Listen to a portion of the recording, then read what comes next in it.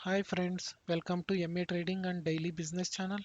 आज हम इस वीडियो में derivatives and futures and options क्या होता है, अगर हम ऑप्शंस को बाई और सेल कर रहे हैं एक प्राइस पे, उस ऑप्शन का प्राइस फ्लक्चुएट होने का क्या लॉजिक होता है, और फाइनली ऑप्शन ग्रीक्स क्या होते हैं, उसको हम ट्रेडिंग के टाइम कैसे यूज करते हैं, इसके बारे में जानते हैं। डेरिवेटिव्स एक फाइनेंशियल इंस्ट्रूमेंट है, उसका खुद का नॉर्मली कोई वैल्यू नहीं होता और वो अंडरलेइंग एसेट से वैल्यू को लेता है।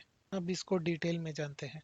आपको एक एग्जांपल दिख रहा है नीचे स्क्रीन पे, उसमें TCS 3643 जो आपको स्क्रीनशॉट में दिख रहा है वो है अंडरलेइंग एसेट, और जो नीचे दिसंबर फ्यूचर 3651 रुपीज 65 पैसा उसका डेरिवेटिव है। अब आपको 3651 रुपीज 65 पैसा का वैल्यू बदलना है, तो डेफिनेटली ऊपर अंडरलेइंग एसेट TCS 3643 का वैल्यू बदलना ही चाहिए। एक्चुअली इधर TCS स्टॉक अंडरलेइंग एसेट है और नीचे जो है वो उसका डेरिवेटिव। डेरिवेटिव का वैल्यू चेंज होना है तो वो ऊपर के अंडरलेइंग एसेट पे डिपेंड हुआ रहता है। अब जो मैं बोल रहा हूँ वो स्टॉक को और उसके डेरिवेटिव को लेके बोल रहा हूँ, लेकिन डेरिवेटिव्स सिर्फ स्टॉक्स को ही नहीं, इंडेक्स को, कमोडिटीज को, इंटरेस्ट रेट्स को और करेंसीज को भी फ्यूचर्स होता है। अब इस डेरिवेटिव्स को कौन यूज करते हैं, क्यों यूज करते हैं, क्या पर्पस से यूज करते हैं, जानते हैं।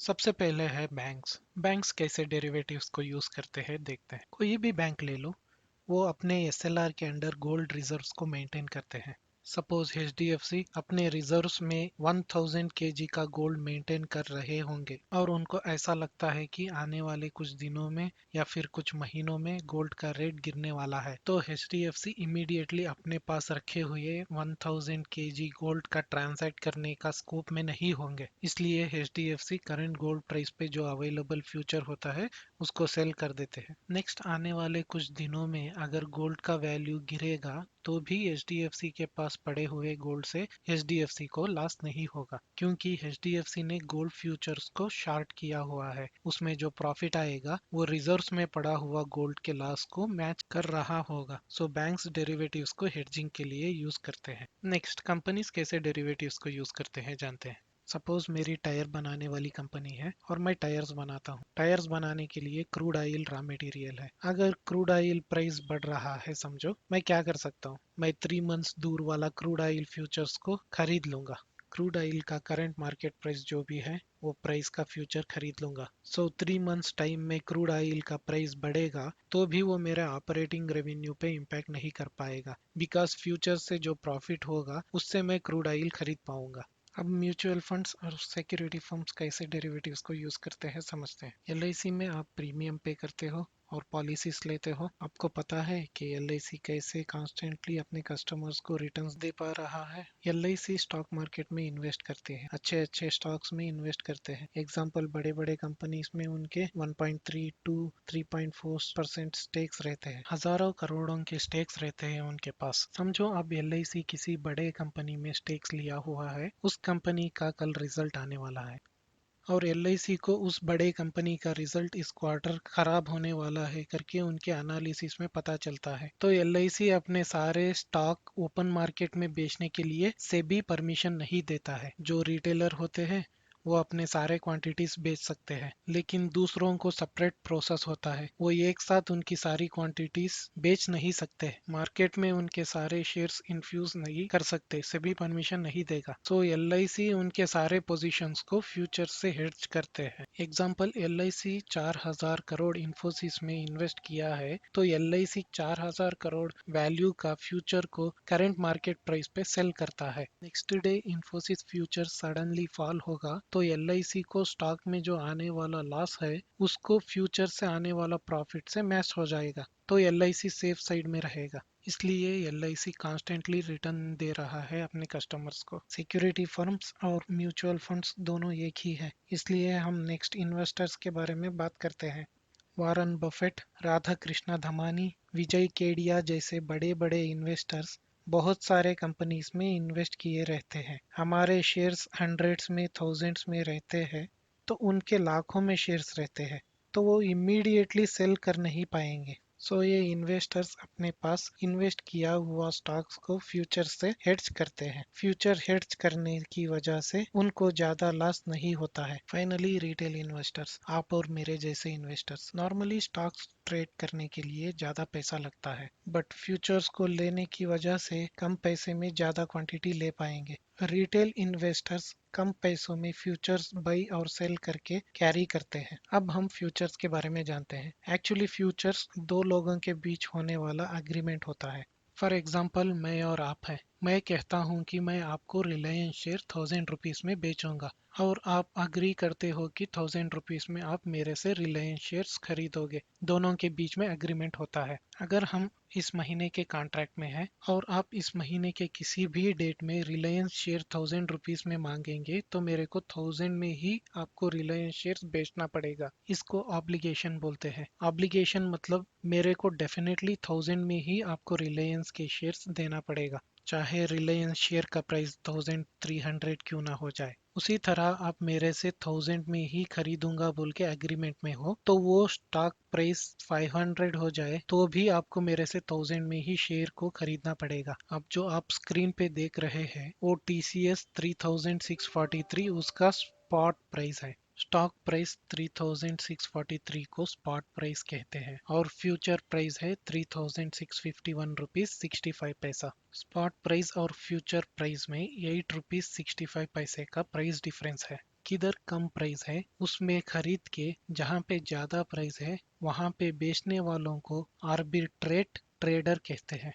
अब हम ऑप्शंस ट्रेडिंग के बारे में जानते हैं। उससे पहले हम एक रियल टाइम एग्जांपल लेके समझते हैं कि ऑप्शन ट्रेडिंग कैसे होता है। स्क्रीन पे जो आदमी है रमेश, वो अपनी लैंड को बेचना चाहता है। वो अपनी लैंड को 50 लैक्स में बेचना चाहता है। अब सडनली 50 लैक्स देकर लैंड खरीदना कोई नहीं चाहेगा। सो दूसरा आदमी आता है अशोक और वो बोलता है कि मैं 3 लाख पे करता हूँ प्रीमियम और आप मेरे को कॉन्ट्रैक्ट लिख के दीजिए कि 1 साल में मैं कभी भी आके आपका लैंड खरीदना चाहता हूँ तो आप मेरे को 50 लैक्स में ही लैंड बेचोगे। अब दो सिनारियोस लेते हैं। एक सिनारियो है कि जो एरिया में लैंड है उस एरिया साइड रिंग रोड या टेक पार्क बिल्ड होने वाला है और लैंड का वैल्यू बढ़ जाता है। जो लैंड 50 लाख में बिक रहा था वो लैंड का वैल्यू 3 करोड़ बन जाता है। लैंड का वैल्यू बढ़ने पर भी रमेश को 50 लैक्स में ही अपनी लैंड अशोक को बेचना पड़ेगा as per the contract. Second case में गवर्नमेंट वो एरिया में कुछ प्रोजेक्ट स्टार्ट करना चाहती है और उस एरिया की सारी लैंड खरीदना चाहती है कम पैसों में, तो भी वो लैंड को रमेश 50 लैक्स में ही बेचना होगा, लेकिन अशोक को उस लैंड खरीदने का ऑब्लिगेशन नहीं रहेगा। अशोक को अगर प्रॉफिट हो रहा है तो ही वो उस लैंड को खरीदेगा, ना कि लॉस हो रहा है तो अशोक वो लैंड नहीं खरीदेगा, बल्कि वो जो 3 लाख उसने प्रीमियम पे किया था उस प्रीमियम को छोड़ देगा। 50 लाख का लैंड का वैल्यू जब गिर के कम हो चुका होगा तो अशोक रिस्क नहीं लेगा, बल्कि जो वो 3 लाख पे किया हुआ था उसको छोड़ देगा।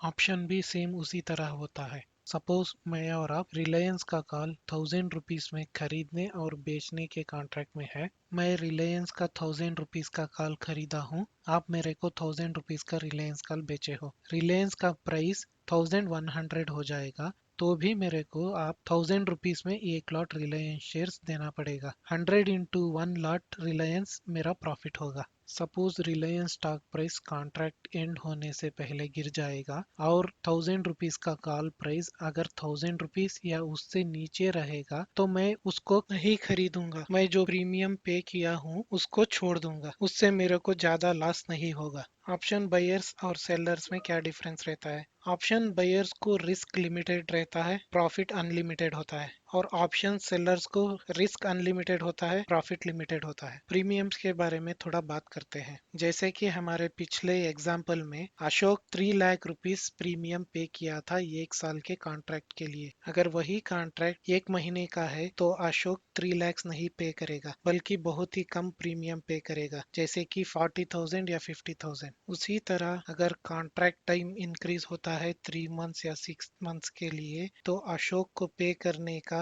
प्रीमियम अमाउंट भी बढ़ता है। ऑप्शन ट्रेडिंग में इंपॉर्टेंट टर्म्स के बारे में बात करते हैं। पहले कॉल कॉल आप खरीद रहे हो, इसका मतलब आप चाहते हो कि मार्केट ऊपर जाए। पुट पुट अगर आप खरीद रहे हो, इसका मतलब आप चाहते हो कि मार्केट नीचे जाए। स्ट्राइक प्राइस, अगर मैं 1000 का कॉल या पुट खरीदता हूँ तो 1000 मेरा स्ट्राइक प्राइस होता है। अगर मैं 1200 का कॉल या पुट बाई करता हूँ तो 1200 मेरा स्ट्राइक प्राइस होता है। एक्सपायरी, इंडिसेस जैसे निफ्टी, बैंक निफ्टी, फिन निफ्टी को वीकली एक्सपायरी और मंथली एक्सपायरी होता है, वेयर स्टॉक्स को सिर्फ मंथली एक्सपायरी होता है। At the end of the month you need to close the contract. In the money, at the money, out of the money, इनको explain करने के लिए मैं एक स्क्रीनशॉट दिखा रहा हूँ। और आप जानते हैं कॉल का मतलब प्राइस ऊपर जाएगा और पुट का मतलब प्राइस नीचे जाएगा। 900 एट द मनी है। कहाँ पे शेयर प्राइस और स्पॉट प्राइस और इंडेक्स प्राइस है, उसके पास के स्ट्राइक प्राइस को एट द मनी बोलते हैं। स्ट्राइक प्राइस के बारे में मैं पहले ही आपको बताया हुआ हूँ। 1000, 1200 या 1600 आप किधर का कॉल या पुट बाई करना चाहते हो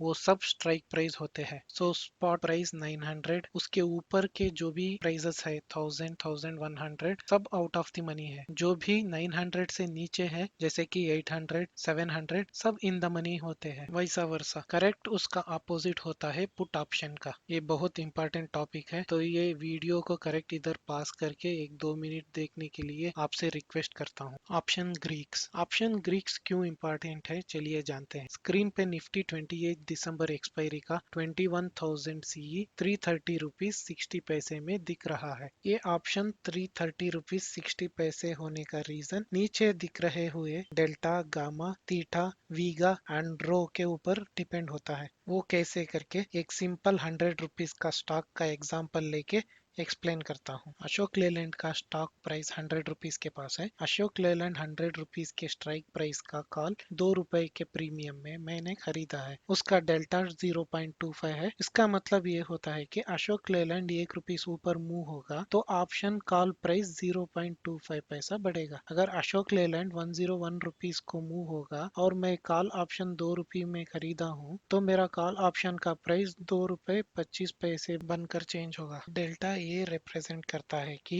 1 रुपये स्टॉक प्राइस में चेंज होगा तो आपका खरीदा हुआ कॉल ऑप्शन 0.25 पैसा इंक्रीज होगा। गामा को मैं स्पेसिफिकली एक्सप्लेन नहीं कर रहा हूँ क्योंकि गामा में अगर स्पॉट प्राइस इंक्रीज हो रहा है तो गामा थोड़ा इंक्रीज होके डेल्टा को ऐड होता है। गामा एक्सेलरेटर जैसे होता है। दोनों delta and gamma spot price पे डिपेंडेंट रहते हैं, इसलिए गामा ज्यादा एक्सप्लेन नहीं कर रहा। उसको एक्सप्लेन करके आपको कंफ्यूज नहीं करना चाहता हूँ, इसलिए उसको इधर ही छोड़ते हैं। वीगा बहुत इंपॉर्टेंट है। अगर आज कोई स्टॉक बहुत ही बुरी तरह से गिरा है, अगर एक स्टॉक में हाई एक्टिविटी होता है तो वो स्टॉक हाईली वॉलेटाइल होता है। अगर आप हाई वॉलेटाइल स्टॉक में एंटर हो रहे हो तो कम प्रॉफिट में निकल जाना चाहिए। अगर आप उस स्टॉक में ज्यादा देर तक रुके हो तो उसका वॉलेटिलिटी डे बाई डे कम होता जाएगा। वॉलेटिलिटी कम होने की वजह से आपको लॉस हो सकता है। Finally the heart of Greeks, theta. Options में इंपॉर्टेंट याद रखने वाला ग्रीक्स थीटा,